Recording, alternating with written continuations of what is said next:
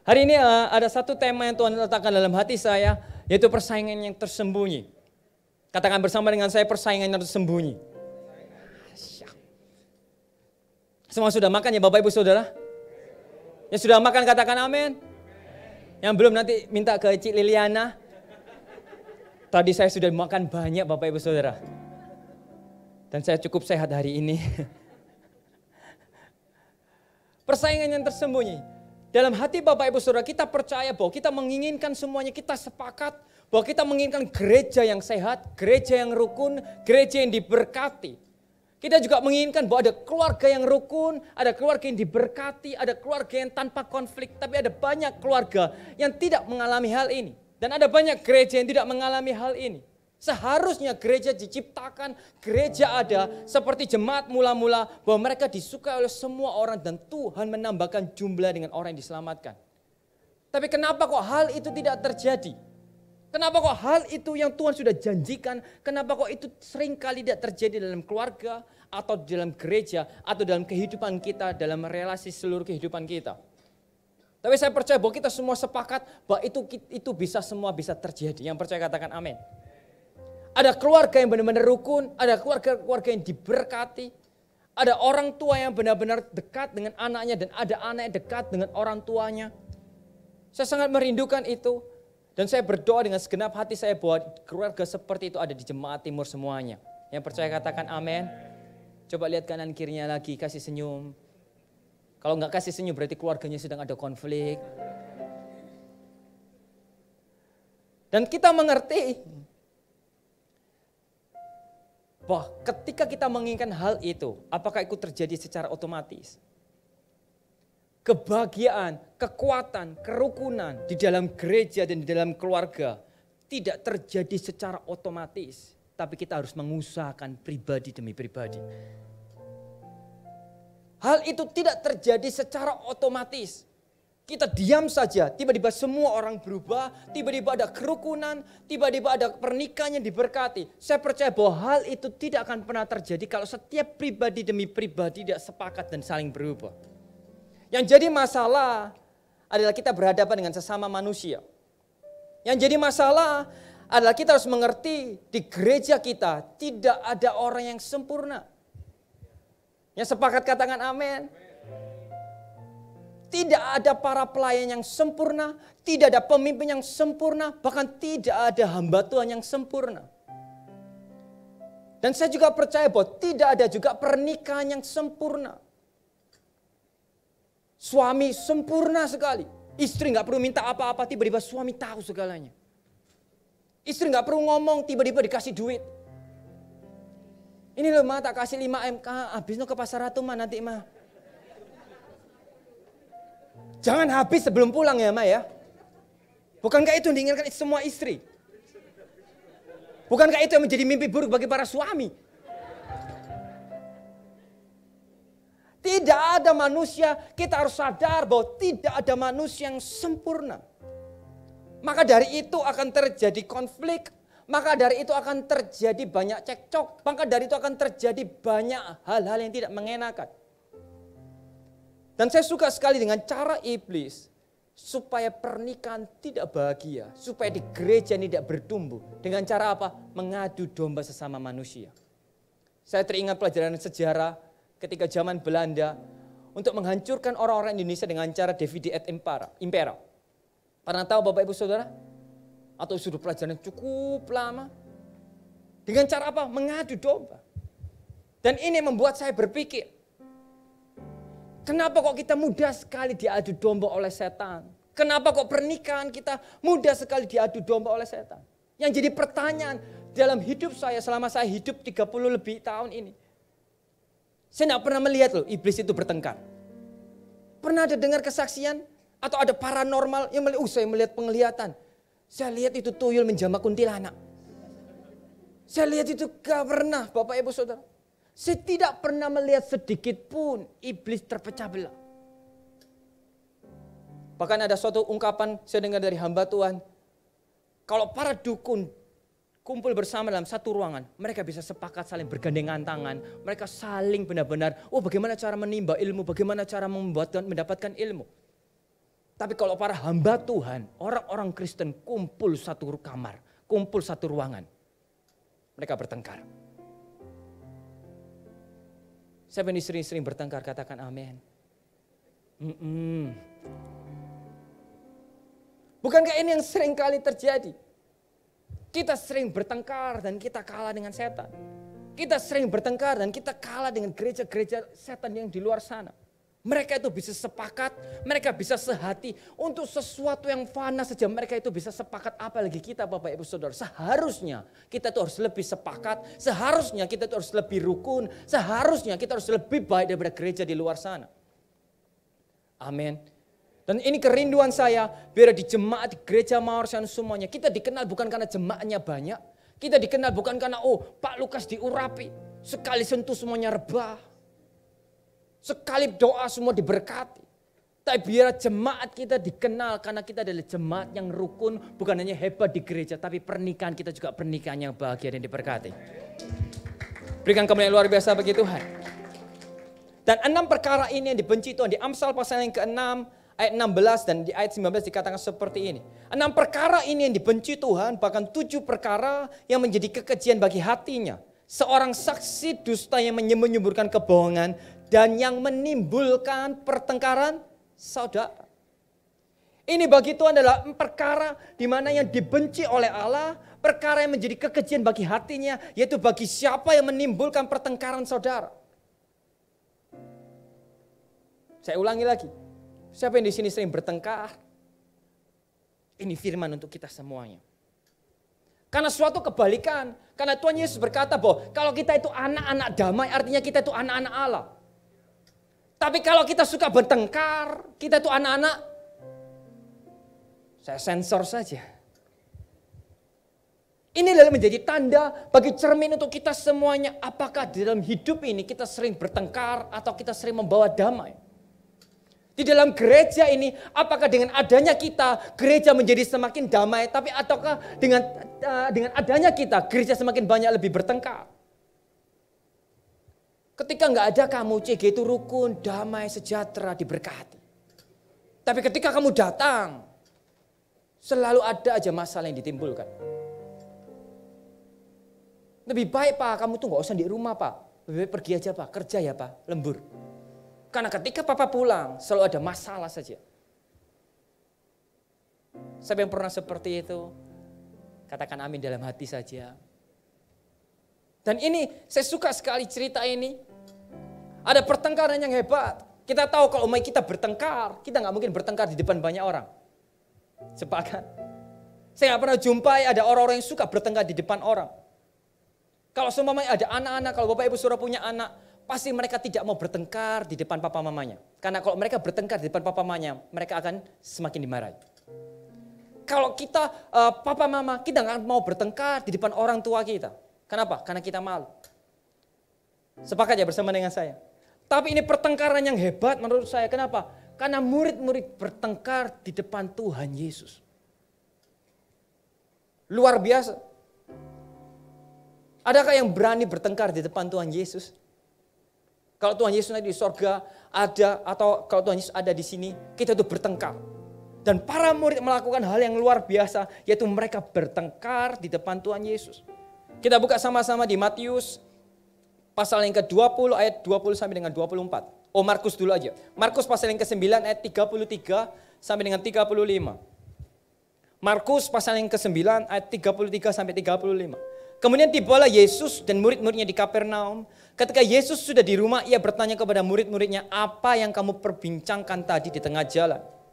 Tetapi mereka diam, sebab di tengah jalan tadi mereka mempertengkarkan siapa yang terbesar di antara mereka. Lalu Yesus duduk dan memanggil ke-12 murid itu, katanya kepada mereka, jika seseorang ingin menjadi yang terdahulu, hendaklah menjadi yang terakhir dari semuanya dan pelayan dari semuanya. Dan kemudian di Matius pasal yang ke-20, pertengkaran ini juga berlanjut. Di ayat ke-20 sampai dengan 24 dikatakan seperti ini. Maka datanglah ibu anak-anak Zebedius serta anak-anaknya itu kepada Yesus. Lalu sujud di hadapannya untuk meminta sesuatu kepadanya. Kata Yesus, apa yang kau kehendaki? Jawabnya, berilah perintah supaya kedua anakku ini boleh duduk kelak di dalam kerajaanmu, yang seorang di sebelah kananmu dan yang seorang lagi di sebelah kirimu. Tetapi Yesus menjawab katanya, kamu tidak tahu apa yang kamu minta. Dapatkah kamu meminum cawan yang harus kuminum? Kata mereka kepadanya, kami dapat. Yesus berkata kepada mereka, cawanku memang akan kamu minum. Tetapi hal duduk di sebelah kananku atau sebelah kiriku, aku tidak berhak memberikannya. Itu akan diberikan kepada orang-orang bagi siapa Bapakku telah menyediakannya. Mendengar itu, marahlah ke 10 murid yang lain kepada kedua saudara itu. Ini pertengkaran yang luar biasa bagi saya. Kenapa? Karena saya tahu mereka bertengkar di depan Yesus. Dan pertengkarannya menandakan bahwa mereka bertanya, siapa yang terbesar di antara kita? Bayangkan Bapak Ibu Saudara, Ibu Yakobus dan Yohanes, Ibu Yakobus dan Yohanes ini datang kepada Yesus. Dia datang bukan orang Kristen yang biasa, yang tidak tahu apa-apa. Tapi Alkitab berkata dengan jelas, dia datang dan kemudian dia sujud menyembah di depan Yesus. Ini bukan orang Kristen yang tidak tahu apa-apa. Dia datang kepada Yesus, dia dengan attitude yang benar, dia sujud menyembah. Artinya dia juga seorang yang tahu Yesus siapa. Bukankah banyak di antara kita yang kita datang ke gereja, kita menyembah Yesus, kita mengenal Yesus. Tapi Yesus tidak pernah hidup di hati kita. Segala sesuatu apapun yang kita lakukan hanya sebatas kegiatan rohani tanpa ada perubahan hidup. Ibu Zebedeus ini, anak-anak Zebedeus ini menunjukkan seringkali ini yang terjadi dan inilah penyebab konflik dalam hidup ini. Dan mereka menjadikan ibunya alat untuk ambisi mereka. Mereka kalau sungkan inilah hebatnya orang sombong, hebatnya orang-orang yang punya motivasi pribadi. Seringkali dia sungkan kalau dia ngomong sendiri, tapi dia pakai orang lain untuk menyampaikan pendapatnya. Dia pakai ibunya. Bukankah ibu sangat mencintai anaknya? Tapi jangan sampai gara-gara sangat cinta kepada anaknya, sehingga kita meminta sesuatu yang bukan kehendak Tuhan. Dan ini yang terjadi ketika ibu itu minta untuk duduk di sebelah kanan kiri.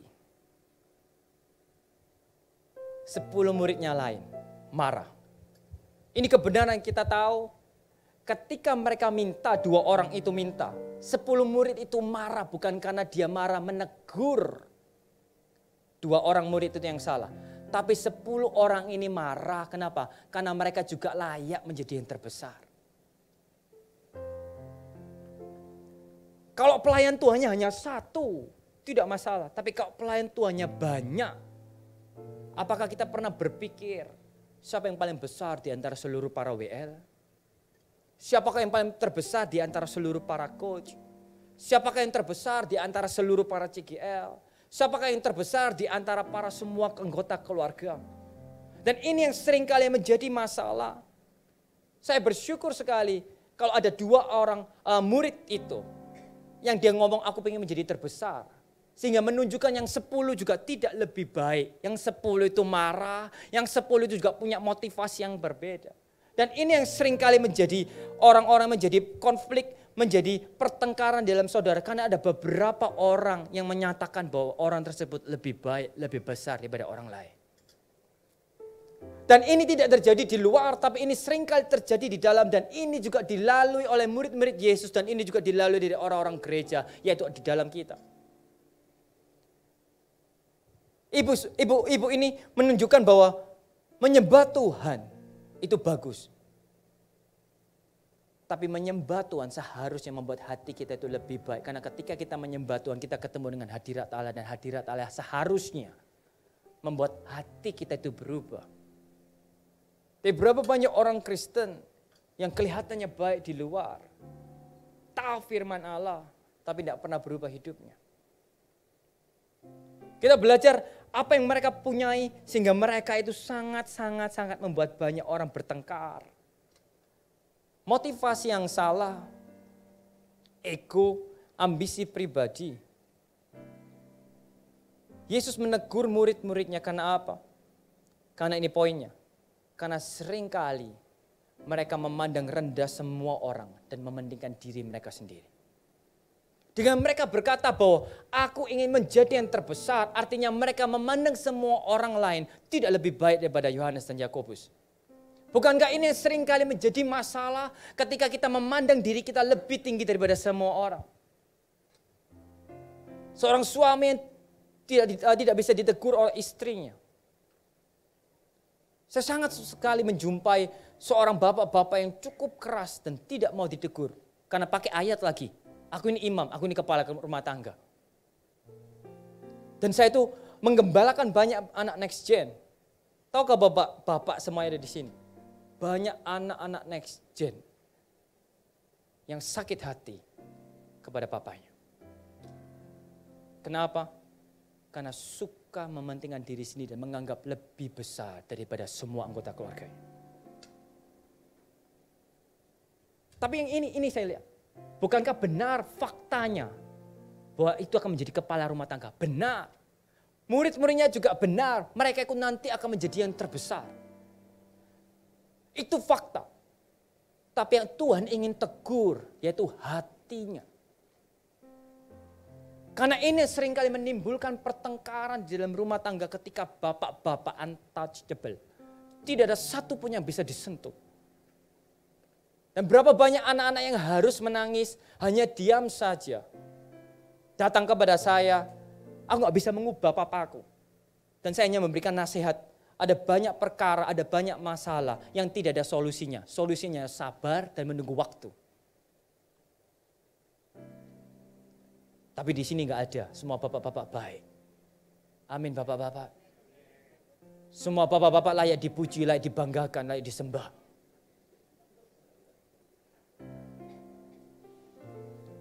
Berapa saya jumpai juga itu di dalam pelayanan. Aku adalah WL yang paling hebat. Semua event, semua acara harus aku. Kalau tidak ada aku, tidak ada hadirat Allah. Kalau yang khotbah bukan Pastor Lukas, kurang hadirat Allahnya. Tapi ketika Pastor Lukas pegang mic, wah kuat sekali hadirat Allah. Semua orang menangis.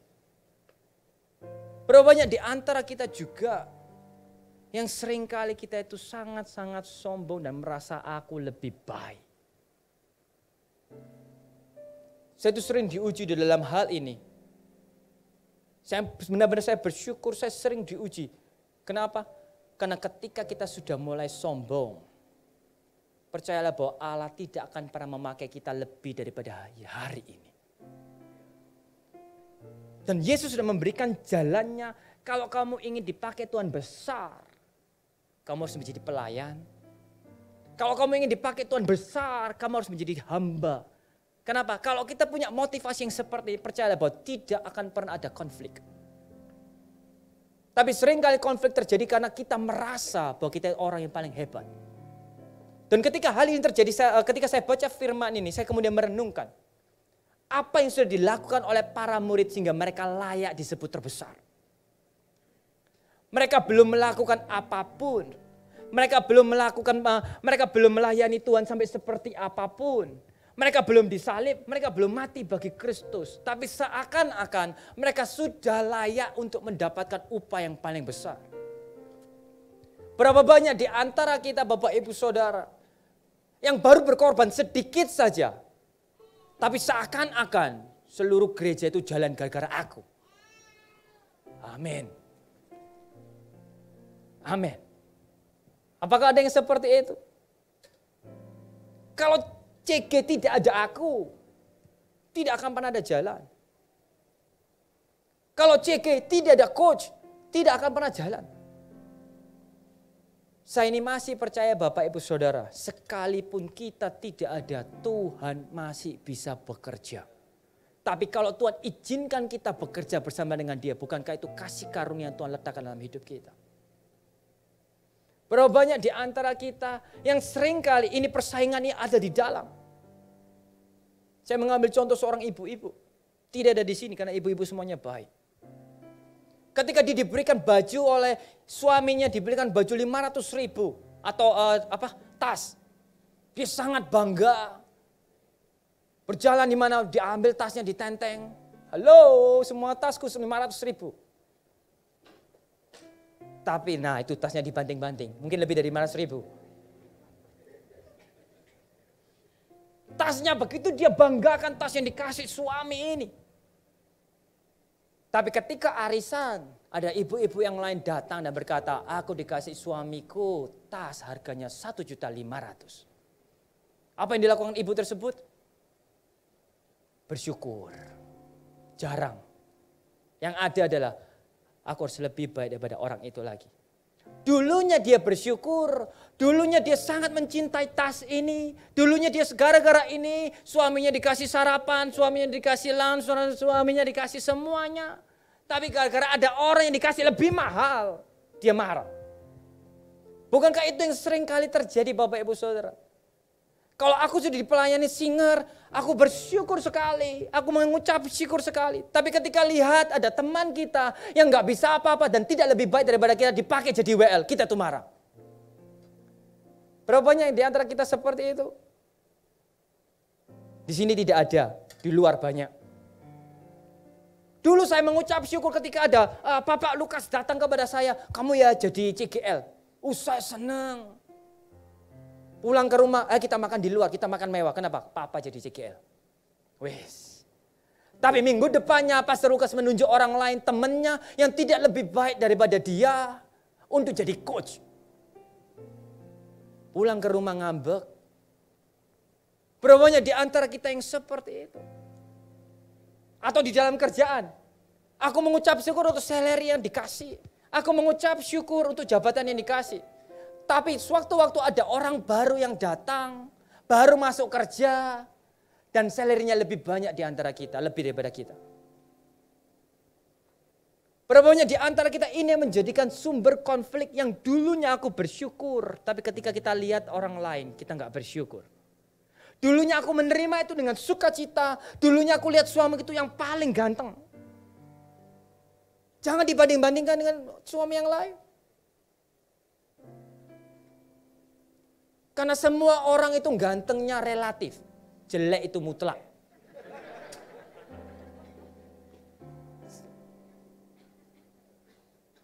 Dulu aku dikasih mobil, aku bersyukur. Tapi tibalah ketika kita lihat bahwa ada orang yang lebih diberkati. Apakah kita itu punya hati yang turut bersuka cita ketika kita melihat orang lain lebih dipakai Tuhan lebih daripada kita. Ketika kita melihat orang lain lebih diberkati daripada kita. Kita melihat orang lain lebih hidupnya sangat baik lebih daripada kita. Karena kalau kita tidak seperti itu, percayalah bahwa rumah tangga kita, keluarga kita, gereja, pelayanan kita akan menjadi sumber konflik bagi orang lain. Amin Bapak Ibu Saudara. Dan motivasinya hanya untuk mementingkan diri sendiri. Saya percaya Bapak Ibu Saudara kita dipilih. Sama seperti dari Pastor Lukas katakan. Tuhan menyelamatkan kita. Tapi juga Tuhan akan membuat kita itu semakin sempurna dewasa seperti Kristus. Amin Bapak Ibu Saudara.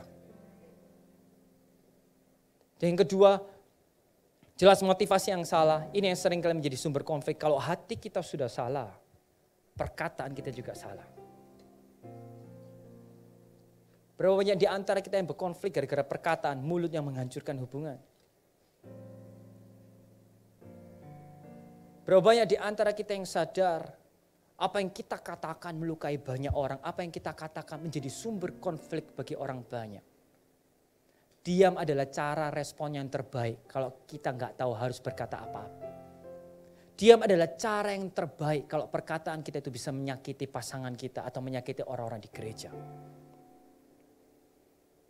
Berapa banyak di antara kita Bapak Ibu Saudara yang ketika kita dikata-katai, mungkin katanya sudah lewat, waktunya sudah lewat, tapi sakitnya masih ada dalam hati kita.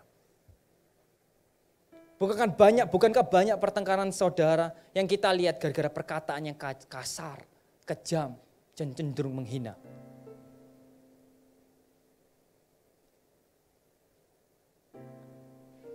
Dan bagaimana cara merespon orang yang seperti ini? Saya percaya Bapak Ibu Saudara, perkataan apapun yang jelek boleh kita dengar. Tapi perkataan manusia tidak akan pernah sanggup menjamah hati kita kalau hati kita itu sering mendengarkan perkataan Kristus lebih daripada perkataan manusia. Berapa banyak di antara kita yang sering terombang-ambing karena perkataan manusia. Hari ini kok kamu gak kelihatan ganteng. Hari ini kok kamu makin gemuk. Kita marah. Hari ini kok kamu kelihatan kurus. Ngui-ngui katanya hamba Tuhan, kamu kok kurus? Gak diberkati. Susah hidupnya ya. Tapi ada hamba Tuhan yang datang agak gemuk. Kamu kok hamba Tuhan, kok agak gemuk? Sering makan ya, awas cepat mati.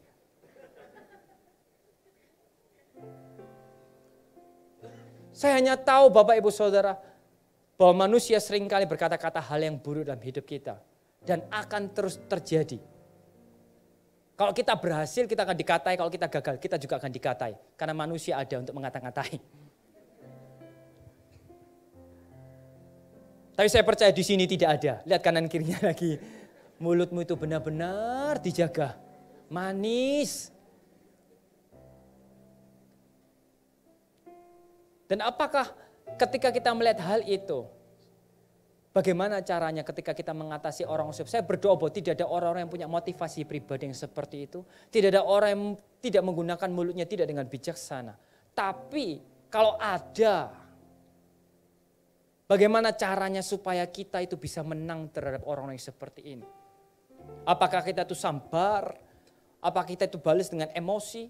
Atau kita itu baper gara-gara orang ini aku gak mau ke gereja? Percayalah bahwa saya percaya sekalipun saya nggak melihat, selalu ada orang-orang yang seperti ini di gereja maupun di keluarga kita. Tapi yang jadi persoalan adalah apakah gara-gara orang ini hidup kita semakin dewasa seperti Kristus, ataukah gara-gara orang ini kita semakin jauh dari Kristus? Itu respon kita. Dan Yesus sudah menunjukkan bahwa saya tahu bahwa tidak semua orang jahat dalam hidup kita yang Tuhan izinkan terjadi itu jahat. Tanya kepada Yusuf. Yusuf diperlakukan jahat oleh saudaranya. Yusuf bisa marah, Yusuf bisa mangkel. Kenapa? Karena dia dapat mimpi dari Tuhan bahwa dia akan dipakai Tuhan besar. Tapi pada kenyataannya gara-gara saudaranya kelihatannya mimpinya gagal. Seharusnya saya percaya bahwa kalau itu kita, saya rela bertengkar dengan saudara-saudara saya.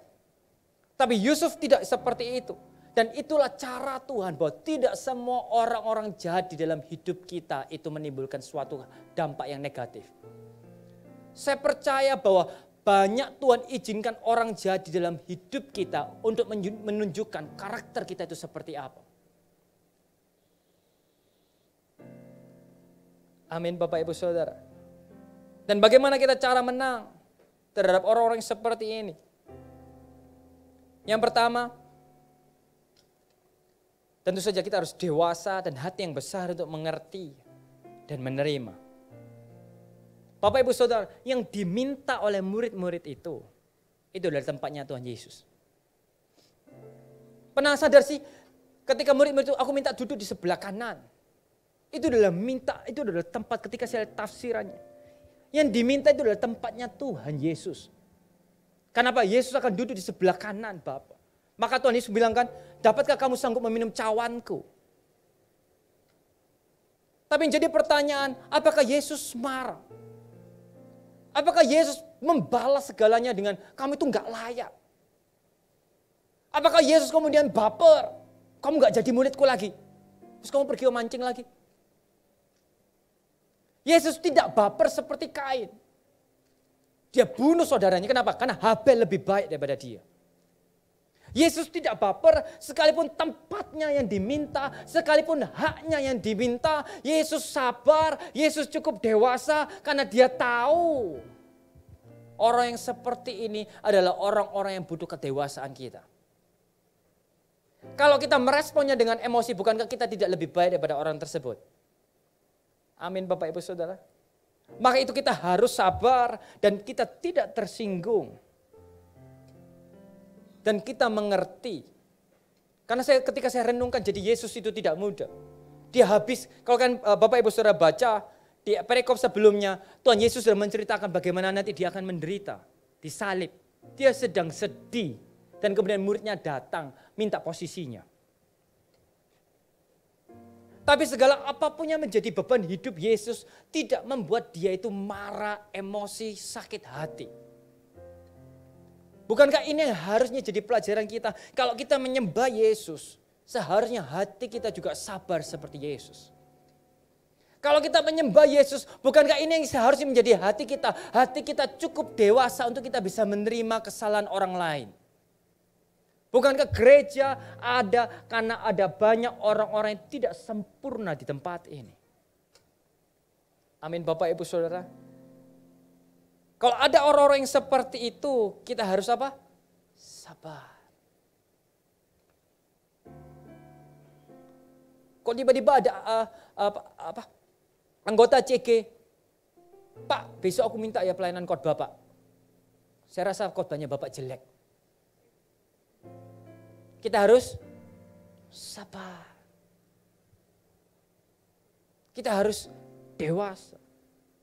Karena saya percaya bahwa kalau kita tidak dewasa, gereja akan terus konflik, CG akan terus tukaran, bertengkar. Dan bagaimana Allah bisa memberikan berkat kalau kerukunan tidak ada di tengah-tengah kita.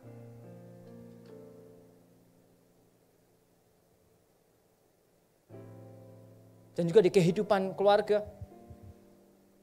Berapa banyak di antara kita, kalau kita emosi dan kita ingin menang sendiri, kemudian pasangannya juga gak terima, emosi dan pengen menang sendiri. Dan kemudian anaknya juga gak terima, pengen emosi dan pengen menang sendiri. Mau jadi apa keluarganya Bapak Ibu Saudara? Tapi saya percaya, kalau ada salah satu pasangan emosi dan ingin mementingkan diri sendiri, perkataannya tajam, dan kita itu sabar, kita itu dewasa, dan kita bisa menerima orang lain. Saya percaya bahwa Tuhan akan memberkati dan Tuhan akan mengubah setiap pasangan kita dan keluarga kita semuanya. Yang percaya katakan amin. Amin. Sudah siap sabar Bapak Ibu Saudara? Sudah siap sabar? Tidak perlu update status di Instagram, tidak perlu update status di TikTok, tidak perlu update status di WA. Karena pasangan dan teman-teman dan semua orang tidak berubah karena status WA. Teman-teman kita, orang-orang yang membencekno, orang-orang yang suka mementingkan diri sendiri, orang-orang yang pengen duduk depan, orang-orang yang pengen benar-benar dihargai, tidak akan pernah berubah kalau kita update IG story. Amin.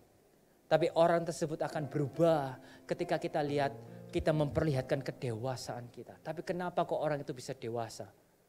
Karena kita terus ketemu dengan Yesus. Saya itu percaya Bapak Ibu Saudara, orang itu bisa berubah dan orang itu bisa sabar kalau dia terus ketemu Yesus. Tapi detik ketika dia sudah jarang ketemu dengan Yesus, dia nggak pernah ibadah, dia nggak pernah CG, dia nggak pernah mengalami lawatan Allah. Saya percaya orang tersebut akan mudah emosi. Ada banyak perbedaan Bapak Ibu Saudara ketika kita saat teduh pagi dan kemudian kita pergi kerja dan kemudian jalan kita dipotong oleh mobil yang lain, oleh sepeda motor yang lain. Kalau kita hati kita damai dan kita mengerti orang yang seperti itu suka mementingkan diri sendiri, kita itu akan sabar. Amin Bapak Ibu Saudara. Tidak perlu membalas, tidak perlu ngebel, tidak perlu keluarkan ban serep. Tidak perlu marah-marah. Kenapa? Karena kita ketemu dengan Yesus. Kalau antrian kita diserobot, kita sabar terhadap orang-orang yang mementingkan diri sendiri seperti itu. Karena percayalah Bapak Ibu Saudara, entah di sini, entah dimanapun kita berada, selalu ada orang-orang yang seperti itu untuk menguji hati kita. Kita sudah lapar, ngantri, ada diserobot. Itu adalah cara Tuhan menjadikan kita dewasa. Kita mau sabar atau kita marah. Woi, antrian. Saya pernah lihat di TikTok, ada seorang ibu-ibu, saya lihat tidak ada ibu-ibunya di sini. Ngantri sepeda motor Bapak Ibu Saudara. Sudah antri panjang, dia langsung strobot di depan. Dimarahin, seluruh antri itu marah, woi ngantri. Bapak Ibu Saudara tahu responnya. Ya kamu aja yang ngantri, saya nggak perlu. Ciamik Bapak Ibu Saudara. Ibu-ibu kalau sudah pegang sepeda motor, dia menjadi makhluk ras terkuat di muka bumi ini Bapak Ibu Saudara. Tidak ada yang bisa menghentikannya, tidak ada yang bisa menasihatinya. Dan caranya gimana? Sabar. Saya kalau jadi orang yang pegang SPBU itu, saya nggak isi itu ke motornya, saya isi ke ibunya. Supaya dia bisa merasakan sedikit api neraka Bapak Ibu Saudara. Tapi saya tahu, saya harus sabar. Sabar. Dan itu dilihat loh Bapak Ibu Saudara. Bagaimana contoh Bapak Ibu Saudara nyetirnya ngawur, suka marah. Bagaimana kita bisa mendidik anak-anak kita untuk kita sabar. Tidak akan pernah mungkin anak-anak kita bisa belajar kalau sedetik ketika kita setiap hari kita melangkah. Kita tidak seperti itu. Amin Bapak Ibu Saudara. Kalau ada ibu-ibu lagi nanti seperti itu. Angkat tangan, doakan. Supaya Tuhan jamah ibu itu. Karena saya percaya bahwa ada banyak orang-orang yang mementingkan diri sendiri. Itu susah dinasihati. Amin Bapak Ibu Saudara. Apa yang kita lakukan? Kita harus dewasa dan sabar. Yang terakhir saya tutup dengan ini. PAW bisa maju ke depan. Kita bangkit berdiri. Diberkati hari ini. Mari kita bangkit berdiri Bapak Ibu Saudara. Saya akan tutup dengan ini. Apa yang dilakukan Yesus setelah itu. Kalau kita dapati ada banyak orang yang mementingkan dirinya sendiri. Galatia pasal yang ke-6 ayat ke-9 sampai 10 dikatakan seperti ini. Janganlah kita jemu-jemu berbuat baik. Karena apabila sudah datang waktunya, kita akan menuai jika kita tidak menjadi lemah. Karena itu, selama masih ada kesempatan bagi kita, marilah kita berbuat baik kepada semua orang, terutama kepada kawan-kawan kita seiman. Dan Alkitab juga dikatakan di Amsal pasal yang ke-10 ayat ke-12, kebencian menimbulkan pertengkaran, tetapi kasih menutupi segala pelanggaran. Menutupi itu bukan berarti kita itu kayak seakan-akan, dosanya tak tutup-tutupi. Tapi terjemah dikatakan seperti ini, menutupi itu artinya mengampuni. Bahasa Indonesia sehari-hari dikatakan seperti ini, cinta kasih mengampuni semua kesalahan. Saya percaya Bapak Ibu Saudara, kalau kita diperlakukan seperti itu, sabar itu baik. Tapi setelah itu apa yang harus kita lakukan? Kita harus rela berbuat baik kepada orang-orang yang seperti itu. Dengan cara apa? Menutupi yang artinya mengampuni. Karena jangan sampai gara-gara kita ketemu dengan orang-orang yang seperti itu. Membuat kita itu luka, membuat kita hidupnya hancur. Sehingga membuat kita tidak menjadi lebih baik. Karena Alkitab berkata dengan jelas di Matius pasal yang ke-5 23-24. Kalau kita ingin mempersembahkan sesuatu ke mezbah. Tapi ada barang sesuatu ada dalam hati saudara terhadap engkau. Tinggalkan persembahanmu itu dan pergilah berdamai dahulu. Hari ini saya ngomong kepada dua orang. Yang pertama, kalau Bapak Ibu Saudara sering mementingkan diri sendiri. Bapak Ibu Saudara bahwa sering merasa bahwa Bapak Ibu Saudara sumber konflik. Karena menganggap semua orang tidak lebih baik dari Bapak Ibu Saudara. Pergilah berdamai kepada orang-orang yang telah engkau lukai. Kalau perkataan kita membuat orang tersakit, tersandung. Pergilah berdamai kepada orang tersebut. Tapi juga sebaliknya. Kalau kita yang menerima perkataannya. Kalau kita yang menerima hasil dari kepentingan dirinya sendiri dan kita direndahkan. Kita pun juga harus berdamai dengan cara apa? Kita melepaskan pengampunan. Amin Bapak Ibu Saudara. Karena ini menjadi doa saya. Saya akan tutup dengan perumpamaan ini. Bapak Ibu Saudara tentu mengerti ada 4 orang yang sepakat untuk membawa 1 orang yang lumpuh. 4 orang itu sepakat menggotong 1 orang lumpuh untuk dibawa kepada Yesus. Yang jadi pertanyaan, kalau 4 orang ini bertengkar, mementingkan diri sendiri, mereka tidak akan pernah bisa membawa orang lumpuh ini ketemu dengan Yesus. Dan saya tidak pernah jumpai ketika 4 orang ini membawa 1 orang lumpuh ini dan akhirnya mereka diselamatkan. Mereka berkata seperti ini, siapa yang paling besar, siapa yang angkat paling banyak. Tapi kita tahu bahwa tugas kita itu bergandengan tangan. 4 orang sepakat untuk membawa orang-orang di dunia. Untuk membawa orang-orang yang belum kenal Yesus. Untuk membawa orang-orang yang masih berdosa menemui Yesus. Tapi yang jadi pertanyaan, apakah kalau 4 orang ini tidak sepakat, orang lumpuh itu tidak akan pernah bisa berjumpa dengan Yesus. Dan saya berdoa dengan segenap hati saya, biar didapati di gereja Mawar Surabaya, di Ngagel ini, tidak ada orang yang merasa terlalu besar. Tidak ada orang yang perkataannya melukai banyak orang.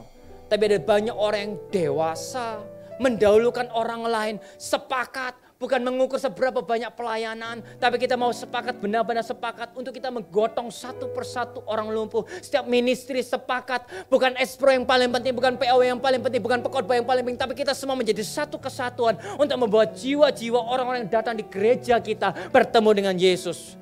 Yang mau sepakat dan percaya berikan kemuliaan luar biasa bagi Tuhan.